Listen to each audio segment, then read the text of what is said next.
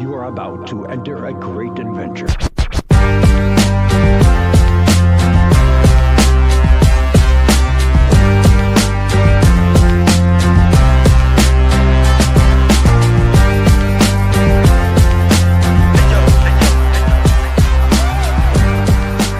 This is Strutting from Gorilla. All right, guys, we are back with you for a very special Superstar Spotlight episode. Vito and I are preparing to see these folks in action alongside the Dudley Boyz for Bound for Glory on, I believe it's October 12th. Vito and I are going to be talking to you about the Hardy Boyz today. We're going to be discussing the history of these guys getting into the business. We're going to talk about how they made their claim to fame within this business, all of the influential matches that they had with the aforementioned Hardy Boyz, Edge and Christian, and so many more folks, and their inspiration to the tag teams that we see today. So I'm Mikey Cash. This is Big Vito. We're SFG. We're about to have a ticker that's coming up on the bottom here that's going to show you where to find us. We hope you follow us and hope you enjoy the show. So, Vito, good to see you, man. You excited? Hell yeah. Let's go. Listen, I think the Hardy Boyz are one of the most influential tag teams of our generation, maybe of all time. Number one, they made this generic entrance music, which is like it's like B-list music that they just happen to have. You're literally not even copywritten. They made it iconic, right? You know, the beats at the beginning. I don't know that you could even change it. I know they've gone in single careers and had different music, but ultimately they go back to this generic music, and iconic. Like, and I distinctly remember when they came into WWE, was like right around the time where I started really getting into wrestling. I'd watched it when I was younger, like bits and pieces, but I remember I didn't know they were enhancement talent, right? And they were very young. Like, I want to say they were like 16, 17 years old, very young when they came in. They had started in North Carolina. They actually did a lot of backyard wrestling, which we can relate to, I'm sure. I did a lot of backyard wrestling. And then they were so passionate about it. I'm pretty sure they started their own like backyard wrestling league, and they got noticed and ultimately got signed. And I remember when they came in, it was like the Hardy Boyz. I was like, what a stupid name. Like, it's based, like, is this based off the books? And they just, like, their style was so different at the time. Like, today, I would tell you it was probably influential to a lot of the wrestlers today. And if they weren't as old as they were now and could still do some, and they still do some of the same high flying moves, but if they could do it at the level they did when they first came in, you know, they would fit right in today with all of the wrestlers today. And I just think it was very influential with a lot of the wrestlers that are here today, and their evolution was great. So I don't know about your first thoughts or what you thought of them, but that's kind of my take on them when I saw them. You know, I can remember it was probably like, I didn't see them when they were doing all of that. Like, I know they were like enhancement talent for a little while, and I've seen the match online when I think it was like Matt Hardy and Jeff were fighting. I think they fought like Razor Ramon at one point or another, and they got completely dropped out. And they were like, I think it's just like 16, 17. And to your point about like their own little wrestling federation, I'm pretty sure, if I remember from all like the documentaries, they were like self-taught. So, which is like wild to think about nowadays in wrestling, where everyone is going to a school. But to answer your question, I think the last when I saw them was probably when I rented a video of No Mercy 99. So my first introduction to them was a pretty pivotal one, because it's that very famous Terry Invitational tournament, the ladder match between themselves and Edge and Christian, which it's like, I remember watching them and thinking, this was so cool. This is amazing. I was 13 at the time. So it was like, I was the perfect age range to be getting into what they were selling at that moment. Yeah, and I'm pretty sure they started off like a lot. So they came in, they were kind of like these generic creative wrestlers, if I remember. Like, that's how I remember them. Yeah. And then I believe they got aligned with Gangrel in the Brood a little bit. I don't know if it was officially the Brood, because then Edge and Christian took over, but they were aligned with Gangrel for a little bit. And then they started getting this like darker, edgier appearance, which then I think kind of went with the times, right? And that's when they really took off, and they started having all these really great matches. They aligned with Michael Hayes, I think, with the start, right? They did. The parachute pants. Yeah, which you got to think, like, Michael Hayes is part of the Freebirds, one of the best tag teams. Like, that had to have also been, very crucial in their development, having someone like Michael Hayes, who now is one of the best creative minds in wrestling, like behind the scenes. Yeah, it's incredible. So to have him by their side to start, and already being a great talent, having this passion for wrestling, I think it's kind of just developed throughout the years. One thing I will say before we get into like some of their matches and everything that went on, I think we could all tell that their style of wrestling was going to be something that hindered them over the course of time. I'm actually shocked they're still wrestling. I don't want to say they're at the same level, because they're not, but they're trying. And the fact that they're still around with all of the high risk maneuvers they did and kind of their style of wrestling is kind of crazy to me, because I would have thought they wouldn't have lasted this long. Oh, I'm with you. I'm shocked that you and I are about to be able to watch their final tag team match with the Dudleys. The fact that they've gotten to this point, I think it's a testament to a lot of different things. Medical advancements, I think, have generally worked in their favor to help them continue this.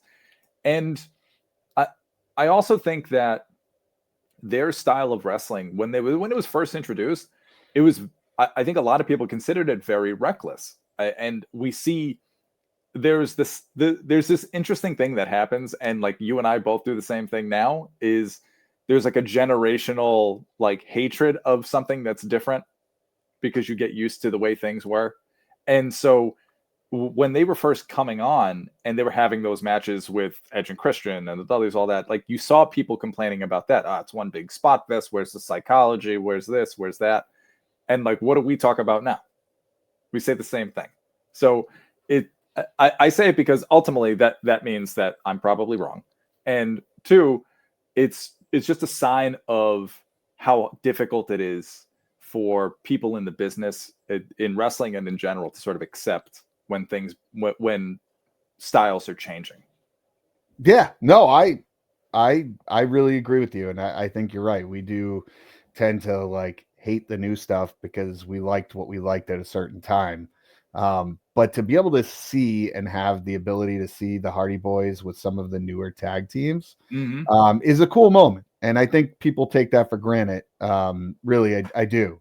And I mean, we'll talk about this later, but their run in AEW wasn't great. Like, it was good to have them there, but their matches were not good. Like, they were slipping and falling and not being able to do the things that they did. So we'll see. But to kind of get us back on track here, so they started, I would tell you, they started as enhancement talent really in like 94, 95. And then they kind of got aligned with Michael Hayes in like 98. You get to 99, right? And they actually win their first tag team championship against the Acolytes, which is no small feat, right? That's a big win. To have the Acolytes put you over is great. But I would tell you that a bigger moment in their career, and tell me if you disagree, really was between like 99 and 2001. It's when they had their first feuds with Christian and Edge, or Edge and Christian, and the Dudley Boyz, right? They had a match at No Mercy in 99 against Edge and Christian, which I think really put both of those teams on the map. And as much talent as the Hardys had, I think it was just as important that they were in an era where they had talent on the tag team level that could bring out the best in them, right? Between the Dudleys and Edge and Christian, the Acolytes, like, it was a lot of really good tag teams. So that was kind of like, to me, I feel like was their first real. Once we saw that match with Edge and Christian at the ladder match at No Mercy, I think you could see they started making it very unique. They kind of took what Shawn Michaels and Razor Ramon did for the singles match and kind of did that for the tag team match. And I'll tell you, it has translated. We literally have TLC pay-per-views now that are modeled off of that, right? And we have every year, I feel like we have a tag team ladder match at WrestleMania, multiple teams that kind of spawned from what they did. So I don't know. Do you agree with that? Disagree?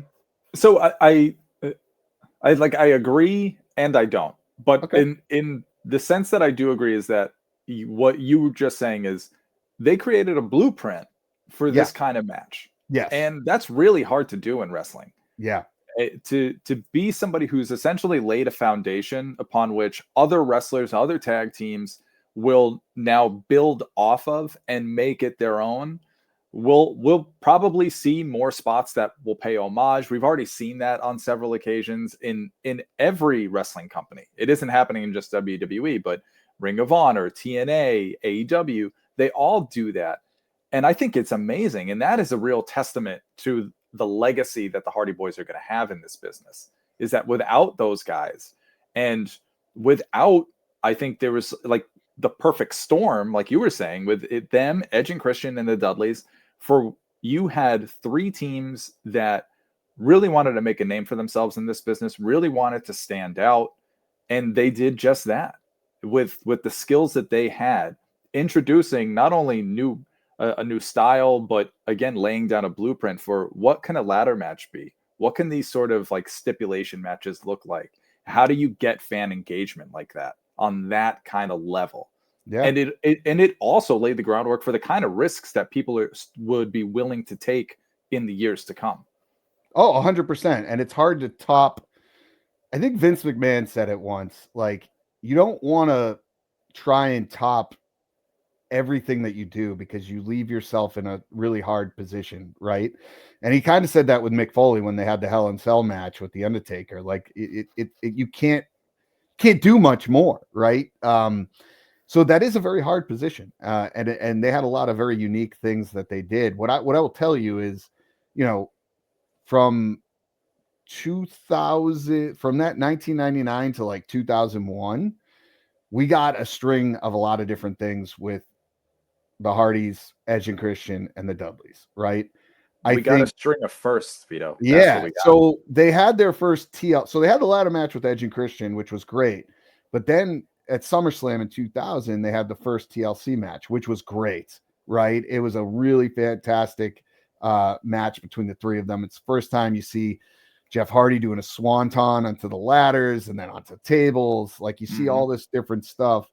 And I think, and I don't want to go past this because I think having the Dudleys come in around that time really added to this because they had that hardcore style. So you're getting now a great mesh of teams together. And I think that you put all of that together and it made magic, right? Absolute magic. Yeah. You had a hardcore style, you had high risk devil may care, and then you had the two guys that were like professionally trained and like and had fundamentals down and knew how to tell a story. It was a perfect combination. And I don't mean that all three of them couldn't tell a story, but it was just from that standpoint, it's remarkable. And think about the lasting power of just like the imagery of what those guys have presented. Like when you think of like Jeff Hardy, I think of WrestleMania 2000. He's standing up on the top of that ladder, the very top of that ladder, mind you. Yeah. And Bubba Ray is on the table and it's that classic, like he's like looking around like this is crazy. And he just does the swanton. It'll live in infamy. People 100%. will always look at that and think that that's incredible.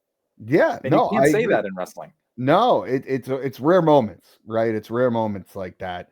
So they have this first TLC match, right, at SummerSlam 2000. Goes great. Then they follow it back by having another TLC, the second one at WrestleMania, And if you talk to anyone in the wrestling business and you listen to anything, they will tell you that this match at what WrestleMania was it? It was WrestleMania 17. They would tell you that it probably stole the show. It didn't come on first. It was in the middle of the event, and Edge and Christian and the Dudleys put on an even better match, I would tell you, at WrestleMania 17 than they did at SummerSlam, which is very hard to do when you, like I just said, when you're trying to top those moments. And I personally think it stole the show at WrestleMania 17, and that was a packed card, man. Right. It's hard to steal the show on a card that stacked. And I don't think that they stole the show, but they came pretty damn close. Fair. I agree with you that I agree it was way better than the SummerSlam 2000 TLC. And I think part of that is it was this like idea that the Hardys, Edge and Christian, and the Dudleys all almost had like growing little factions. Edge and Christian had Rhino. The Hardy Boyz had Lita. Yep. The Dudleys had Spike, right? So it was just this cool, like, growing circle that you could do so much more with in all of these matches. That's true. You're right. That's a great point. Yeah. No, I didn't even think about that piece. But anyway, so you have these like great iconic matches, and I think they got to a point where they went into a run and they ended up breaking off, and they ended up having the singles run. It was the brand split in 02. Yeah. Yes, you're right. It was the brand split. And Matt Hardy had his Mattitude gimmick. I don't know if you remember that. Oh, Matt Hardy version 1 is one of my favorite gimmicks of all time. There is a website out there that has all of the Matt facts from his whole run with version 1 from like 02 all the way to 04. It's amazing. Yeah. I feel like he didn't get very far with it though. Like I thought it was a great gimmick, but he didn't have as much success as Jeff did. I think Jeff ended up going on to be an Intercontinental Champion. He ended up at one point, and this might have been later on, having the WWF Championship, right? Or was it WWE? That was when he came back later on. That's what even early on in 02, he had that ladder match with The Undertaker, which you had The Undertaker in a ladder match, which is incredibly rare. Right. Yeah. And he almost won that match. I think they always saw Jeff as maybe more marketable. I think he was always more popular. Yeah, but I think so. But when you look back on some of that Matt stuff, it was like really entertaining. I think is probably like a company decision about like how far were they going to allow that to go. Yeah, but both of them were good in their own right. Yeah, and I think at that point you also had around this time you had the whole situation with Lita and Edge and Matt with the whole relationship angle, right? That might have been one of the hottest points of his singles run. It felt very real. I think that's why. It was very real and emotional, and I think they all kind of knew that. I mean, I remember it was one of the first times. Remember when they did Bite This, and it was like a live web version. It was like one of the first web promoted things where they had callers, and Lita was on there, and Matt calls in, and it was like really heated. It really played a part. It was nasty. It was very Jerry Springer-esque ish. Yeah, I'm sure Vince loved that. Yeah.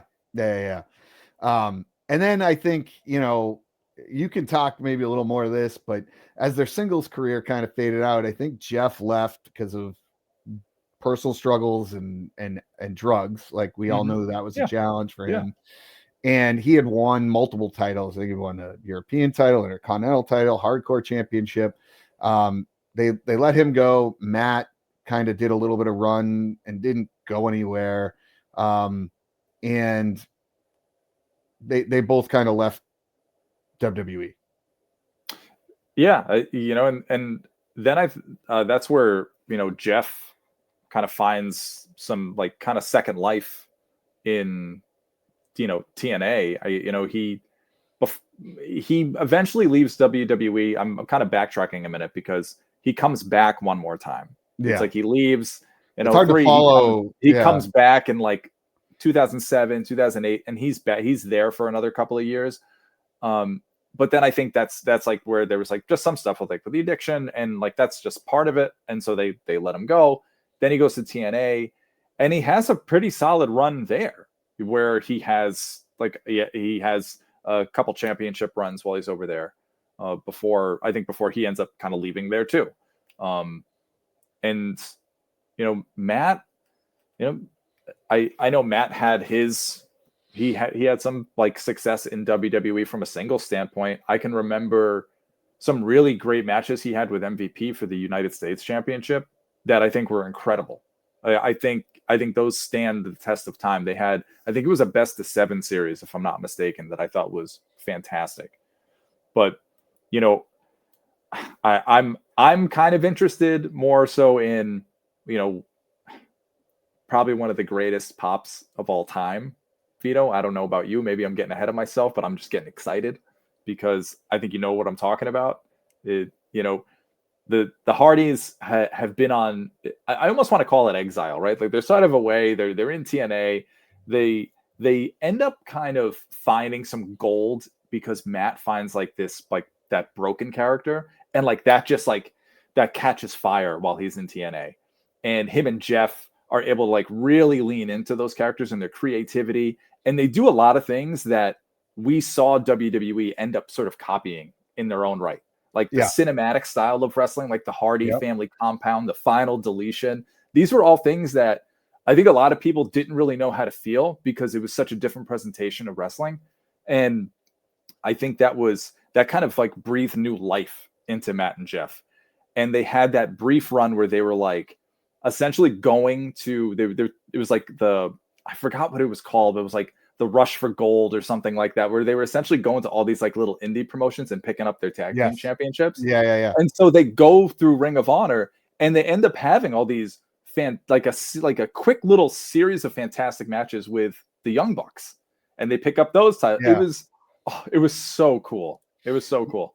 I would tell you the TNA run for them was on par. Again, I don't want to put it at the same level as what they had in like the early 2000s, but it was a pretty good run that they had in TNA, and they were able to explore a lot more things. I think sometimes that's good for these wrestlers when their time has come. Like you can't keep it's rare to keep the same gimmick for a long period of time. There's only a few people that can do that without changing it. Even the Undertaker went from dead man to badass to back to dead man / badass. Like you got to evolve. And I don't think they had the ability to do that in WWE. And I think their version was breaking them into singles characters, and it didn't work the way that they were presenting it. So they go to TNA, they have this great run.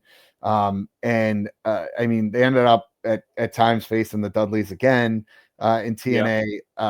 You're right. They had the Brother Nero character with Jeff Hardy to kind of go against the broken Matt Hardy, which was a great gimmick and probably didn't get the attention it deserved at the time. But it carried into other, like when they went back to WWE, he did a little bit of the broken Matt.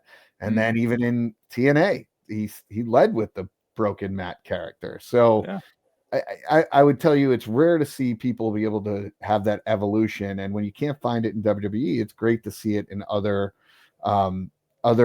environments, other promotions. But I think what you were alluding to is, they've been gone for quite some time. I want to say it was like what? It was quite some time. It was like almost 10 years, right? Yeah, I was gonna say 8 to 10 years, somewhere around there. And was it the Royal Rumble?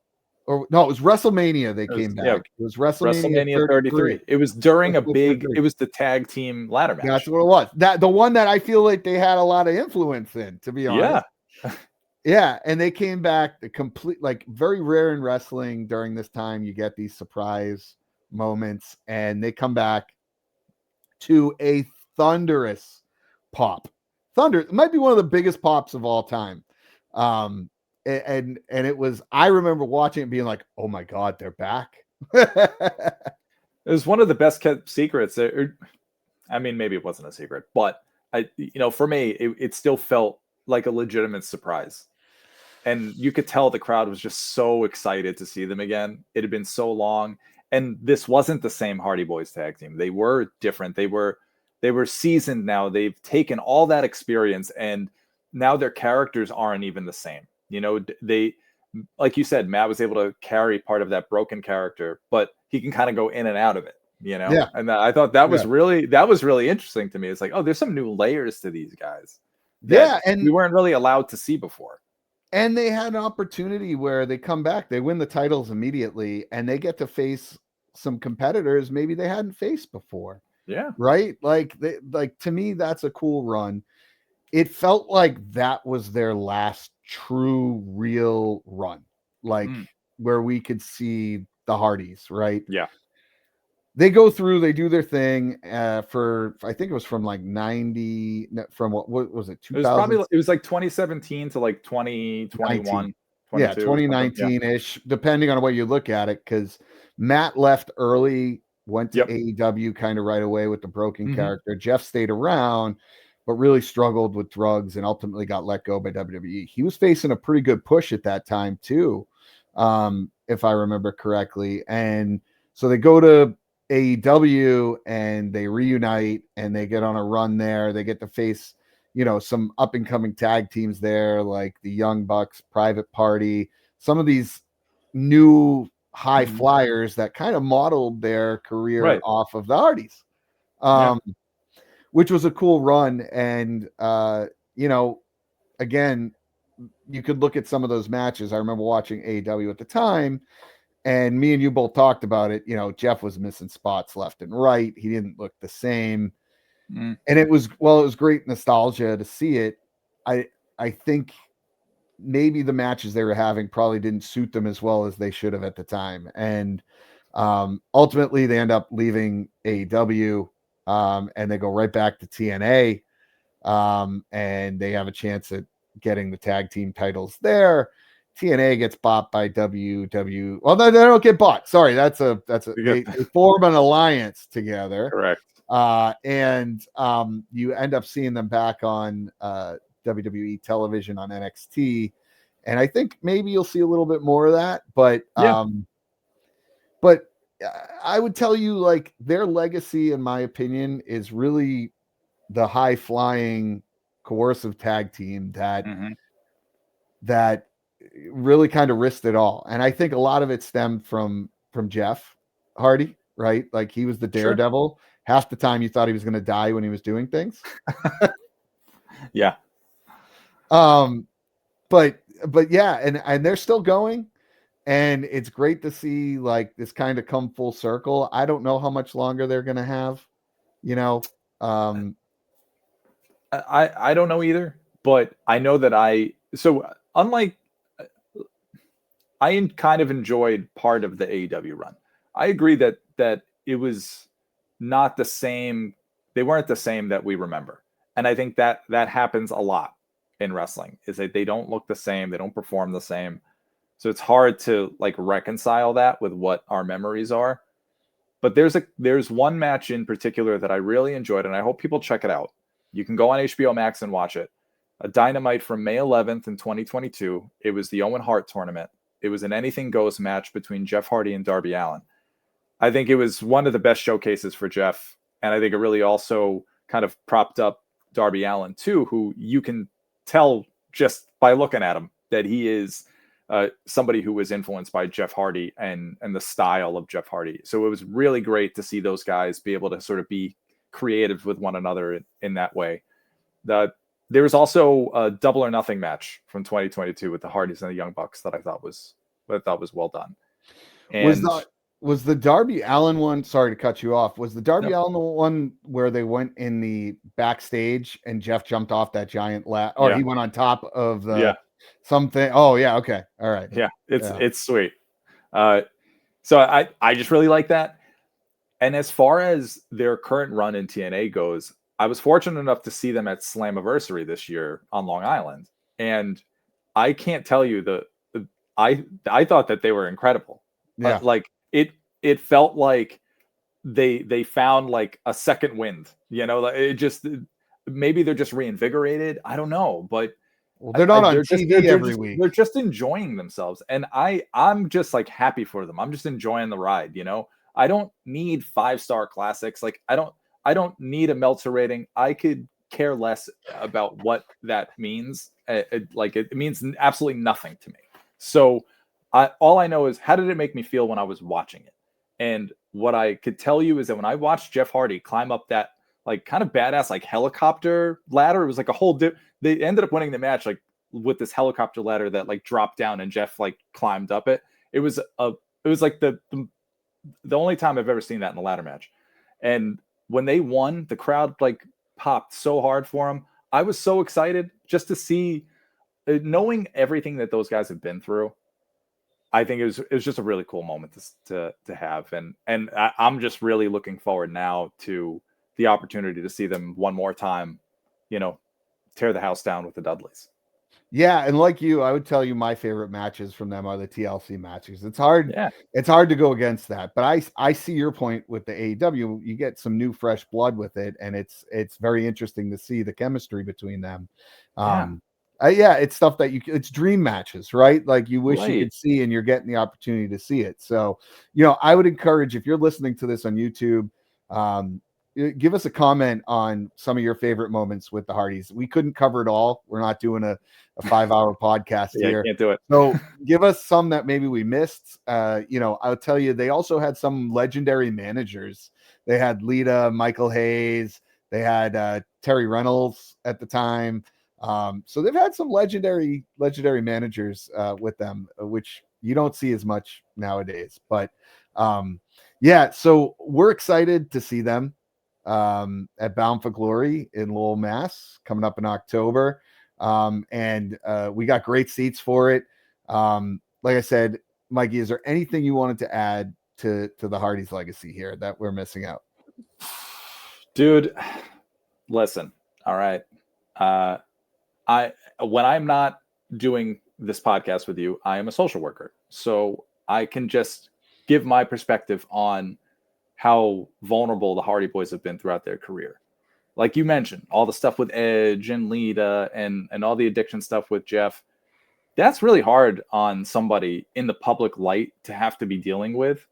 And, when you think about the age of social media and how much access people have to wrestlers nowadays, and the comments and the vitriol that can spew from that, everyone likes to offer their opinion. That's really hard to go through something that personal, something that can be that painful, something that could carry guilt, something that carries shame. There's so much there that I really just want to acknowledge the resilience of those guys to be able to get through that. And I just think it's incredible. I think it's incredible. So that's my social worker 2 cents. But no, that's a really great point. I mean, Jeff Hardy had some visible issues, and it was live on television. Bound for Glory, when Eric Bischoff came off, it was him versus Sting. That was not a proud moment. And, we see a lot of wrestlers who can't overcome that type of stuff. And to see someone that's still around that has overcome it, that has support, I also agree with that. I think it's great to see, and I hope he continues down that path. And it's incredibly inspiring for other folks. Yeah, 100% agree. 100% agree with you.